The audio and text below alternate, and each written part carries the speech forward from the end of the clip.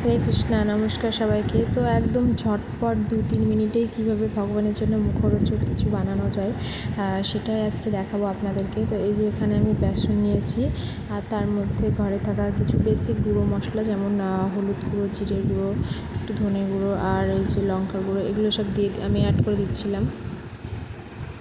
এরপরে এর মধ্যে আমি হালকা একটু জল দিয়ে ভালো করে বেসনটাকে ফেটিয়ে নেব। এই যে দেখুন, ফেটিয়ে নিচ্ছি, কেননা বেসনটাকে যত ফেটানো হবে ততই কিন্তু ভালো হবে আর কি, ভালো একটা রেজাল্ট দেবে। তো সেই জন্য এখানে আমি ভালো করে ফেটিয়ে নিচ্ছিলাম। আর এই যে এখানে দেখুন, বুঝতেই পাচ্ছেন আমি বানাবো আলুর চপ আর এখানে মির্চি ভাজি। তো সেই জন্য এখানে আমি লঙ্কাগুলোকে প্রথমেই একটু ভালো করে মাঝখান থেকে ফেড়ে বীজগুলোকে বার করে রেখেছি। আর এই যে এখানে দেখুন, আলুগুলোকেও আমি দিয়ে দিয়েছিলাম। সেখানে আলুর চপ রেডি। দেখলেন কত তাড়াতাড়ি ভাজা হয়ে যায়, আর এই লঙ্কাগুলো তো আরও তাড়াতাড়ি ভাজা হয়ে যায়। তো এই যে এখানে লঙ্কাগুলো আমি দিয়ে দিচ্ছি, আর কত সুন্দর ফুলে ফুলে উঠেছে দেখুন।